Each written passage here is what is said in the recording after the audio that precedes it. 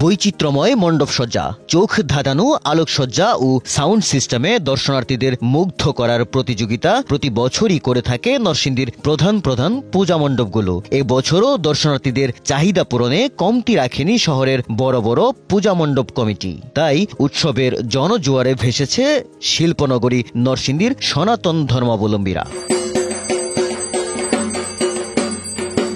জমজমাট শারদীয় দুর্গোৎসব আয়োজনে নরসিংদীর খ্যাতি দেশ জুড়ে। পূজার শুরু থেকেই নরসিংদীর বিখ্যাত পূজাগুলোই দর্শনার্থীদের ভিড়।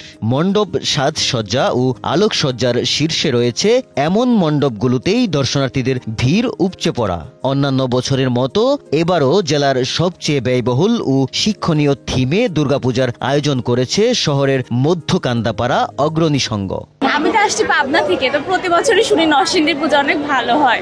তো আমার আসলে অনেক দিনের ইচ্ছা ছিল, তো আমার আসা অনেক ভালো লাগছে।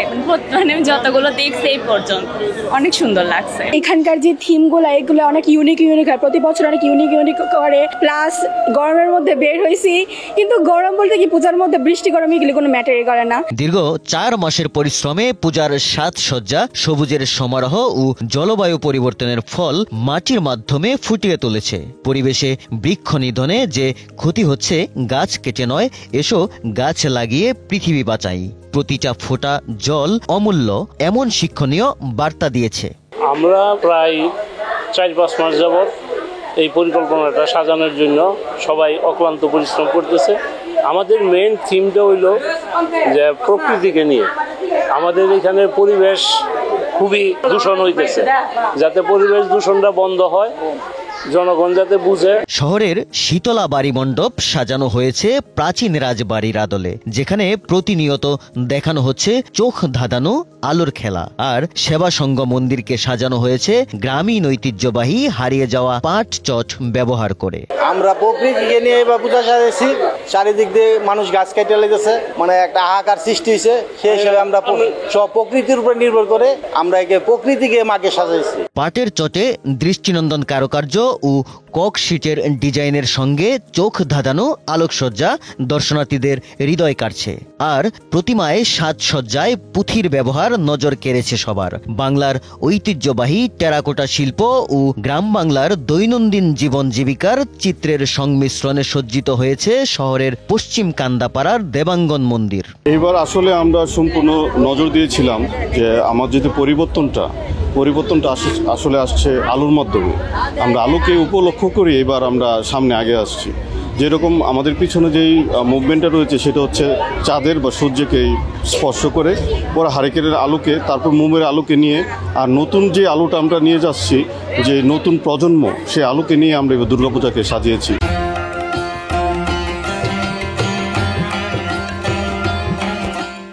প্রতি বছরের মতো এ বছরও জেলার পাশাপাশি পার্শ্ববর্তী জেলাগুলো থেকে বিপুল সংখ্যক দর্শনার্থীদের সমাগম হয়েছে শহরের পূজা মণ্ডপগুলোতে। সবগুলো এখনো দেখে শেষ করতে পারি নাই, কিন্তু আমাদের ফেমাস তো ক্রিয়াচক্র, তারপরে বাগবিতান, অনামিকা, অগ্রণী, এগুলো তো সবসময় ভালো ছিল, এবারও ভালো। এক এক জায়গায় তো এক একটা থিম নিয়ে পূজা করে। আমরা তো মানে এইখানকার শীতলাবাড়ির ইয়ে থেকে পূজা করছি, মানে এখানকার। তা আমাদের এইবারে থিমটা অন্যরকম, একটু অন্যবারের থেকে আলাদা।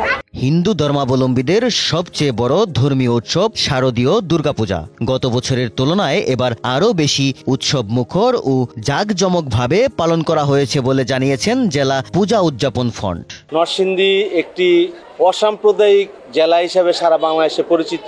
এখানে আমাদের ধর্মীয় দুর্গা উৎসব আমাদের সর্বোচ্চ উৎসব হিসাবে বিবেচিত। আমাদের এই জেলাতে বেশ কিছু মন্দির আছে যেগুলাতে একদম বৈচিত্র্যপূর্ণ থিম নিয়ে কাজ করে পূজার যে আনুষ্ঠানিকতা সেটা সম্পন্ন করা হয়। এদিকে প্রতিদিন পূজা মণ্ডপগুলো পরিদর্শন করছে পুলিশ সুপার। তিনি জানান, জেলায় আগত দর্শনার্থীদের সুবিধার্থে ট্রাফিক ব্যবস্থাও ঢেলে সাজানো হয়েছে। নরসিংদী জেলায় এবার 351টি পূজা মণ্ডপে ধর্মীয় ভাব গাম্ভীর্য এবং উৎসব উদ্দীপনার মধ্য দিয়ে শারদীয় দুর্গাপূজা শুরু হয়েছে। প্রত্যেকটি মণ্ডপে আমাদের জেলা পুলিশের পক্ষ থেকে পুলিশ মোতায়েন রয়েছে, আনসার মোতায়েন আছে, আমাদের টহল আছে, প্রত্যেকটা মোড়ে মোড়ে কিন্তু চেকপোস্ট আছে, আমাদের সাদা পোশাকের লোক আছে, ডিবির টিম আছে, এছাড়া র্যাবের টহল আছে, সেনাবাহিনীর টহল আছে, জেলা প্রশাসনের সার্বিক তদারকি রয়েছে। সব মিলেমিশে আমরা এই উৎসবটাকে একটা আনন্দ এবং উৎসবমুখর পরিবেশ আমরা করতে চাই। সবাই মিলেমিশে যেন এমনভাবে এই শারদীয় দুর্গাপূজাটা উদযাপিত হয় যেন কোথাও কোনো বিশৃঙ্খলা, কোথাও কোনো ধরনের অরাজকতা বা কোনো কিছু না থাকে, অর্থাৎ স্বাভাবিকভাবে একটা ধর্মীয় উৎসব যেভাবে উদযাপিত হয় স্বাভাবিক নিয়মে, সেই উৎসবের আমেজটা আমরা সবাই মিলেমিশে এটা আমরা নিশ্চিত করব।